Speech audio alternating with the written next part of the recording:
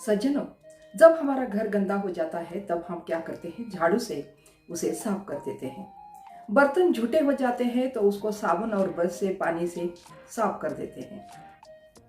कपड़े गंदे हो जाते हैं तो ब्रश, साबुन, पानी से उसको भी धो देते हैं। लेकिन मन शुद्धि के लिए आप क्या करते हैं? कभी इसका विचार आपने किया है?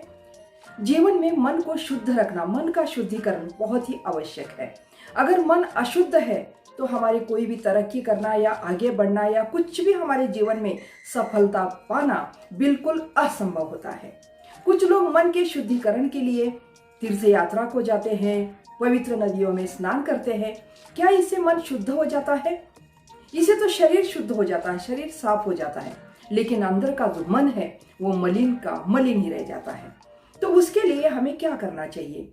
इस मन शुद्धिकरण के लिए मैं आपको 3 उपाय बता रही हूँ। वो 3 उपायों पर आप ध्यान दीजिएगा और वीडियो लास्ट तक देखते रहिएगा। वीडियो पसंद आता है तो सब्सक्राइब करना भी ना भूलिएगा। तो पहला उपाय है, मन शुद्धिकरण के लिए मैं पहला उपाय बता रही हूँ, भोजन की तरफ ध्यान देना। भोजन का और मन का बहुत गहरा संबंध है। पहले ही कहा जाता है, जैसा खाए अन्न वैसा होए मन। अगर हमने भोजन ठीक नहीं किया तो हमारे शरीर में व्याधियां उत्पन्न हो जाएगी, मन निराश हो जाएगा। निराश मन होना यानी मन में खराबी निर्माण हो जाना, मन अशुद्ध हो जाना। तो ऐसा हमें भोजन करना चाहिए कि हमारा पेट भी भर सके, स्वाद भी आ जाए और हमारे शरीर के लिए वो फायदेमंद भी हो। हमेशा सात्विक भोजन की तरफ ध्यान देना चाहिए। कई बीमारियां हमें भोजन से ही हो जाती है। भोजन ठीक ना हो, हमने सिर्फ जीभ का स्वाद का ध्यान रखा तो फिर हमारे शरीर में व्याधियां यानी बीमारियां तैयार हो जाएंगी। हमारा शरीर निरोगी रहेगा ही नहीं। इसलिए शरीर को निरोगी रखना है तो सात्विक भोजन बहुत आवश्यक है। रात में क्या खाना चाहिए, सुबह क्या खाना चाहिए, दोपहर में क्या खाना चाहिए, इसका भी हमें ध्यान रखना चाहिए। हमारा पेट यानी एक डस्टबिन नहीं है। स्वस्थ शरीर में स्वस्थ मस्तिष्क का निवास करता है।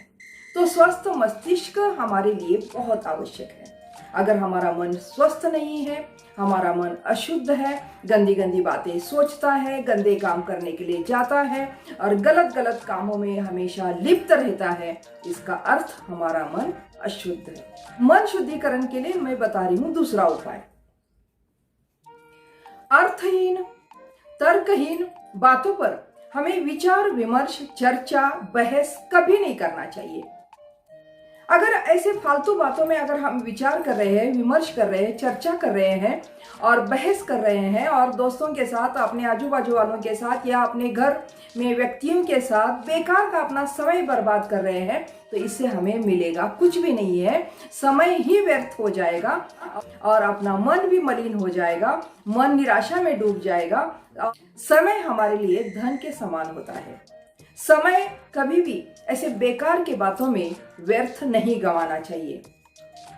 तो इससे मिलने वाला कुछ नहीं होता है, हासिल कुछ नहीं होता है, क्योंकि वो बेकार की बात है, बेकार की चीज है। उसे ना हमें लाभ होने वाला है, ना हमारे परिवारों को लाभ होने वाला है, ना हमारे और किसी दोस्तों को उसका लाभ होने वाला है। तो ऐसे बातों में बहस करके, ऐसे बातों में चर्चा करके, ऐसे बातों में झगड़े करके, ऐसे बातों में बेकार का चिंतन मनन करके कुछ भी हमें प्राप्त नहीं होता है। तो ये बात हमें हमेशा टालना चाहिए। जीवन में देखना चाहिए कि अगर ये बात अर्थपूर्ण है तो थोड़ा सा हम अपने जीवन में उसके लिए समय दे सकते हैं। अगर वो बात अर्थपूर्ण ही नहीं है, उससे होने वाला कुछ भी नहीं है, उसका कुछ भी फायदा किसी को भी नहीं है, तत्वहीन बात है, तो उसमें थोड़ा भी अपना समय नहीं लगाना चाहिए और ना ही उसके तरफ ध्यान देना चाहिए, ना ही अपनी एनर्जी वेस्ट करना चाहिए और ना ही उसमें रुचि लेना चाहिए। तो तब हमारा मन शुद्धिकरण की तरफ आगे बढ़ता रहेगा। अब मैं बताती हूँ तीसरा उपाय। मन शुद्धिकरण का तीसरा उपाय ये होता है, मन को शुद्ध रखना है, मन शुद्ध करना है, मन को अच्छा बनाना है, क्योंकि मन को अच्छा बनाना बहुत ही आवश्यक है। मन शुद्ध रखना बहुत आवश्यक है जीवन में आगे बढ़ना है। तो मन शुद्धिकरण के लिए हमें करना चाहिए तीसरा उपाय, जहां कहीं भी मंत्र पढ़े जाते हैं, जहाँ कहीं भी श्लोक को पढ़ा जाता है या भगवान का नामस्मरण लिया जाता है, स्तुति की जाती है, प्रार्थना की जाती है, जहाँ योग साधना की जाती है, जहाँ वाचन होता है, जहाँ कुछ ऐसे अर्थपूर्ण बातों का वहाँ विषय होता है, ऐसे बातों में हमें रुचि लेना चाहिए। इससे मन हमारा शांत हो जाता है, इससे हमारा मन एक अच्छे मार्ग पर लग जाता है, इससे हमारे मन को शांति मिल जाती है, पवित्र हो जाता है।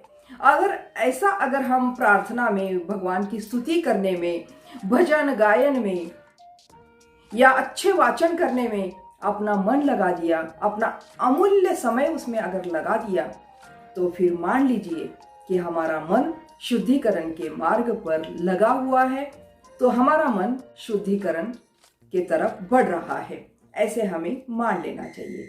तो ये जो 3 उपाय हैं, इन 3 उपायों पर हमें ध्यान देना चाहिए और मन को शुद्ध रखने का हमेशा प्रयास करना चाहिए।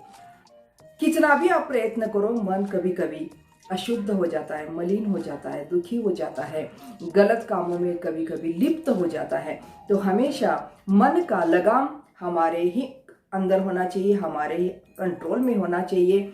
मन को जिस तरफ वो जा रहा है, जिस तरफ वो चल रहा है, वैसे चलने नहीं देना चाहिए। उसको कंट्रोल करना भी हमें आना चाहिए। तब हमारी ये जीवन नैया सही तरह से गंतव्य तक पहुंच सकती है और हम जो चाहे वो हमें प्राप्त हो सकता है।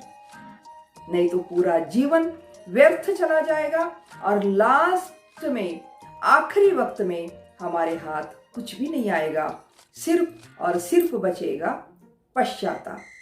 तो इसीलिए अच्छे कामों में अपना समय लगा दीजिएगा और अपने जीवन को सार्थक कर दीजिएगा। जय हिंद, धन्यवाद।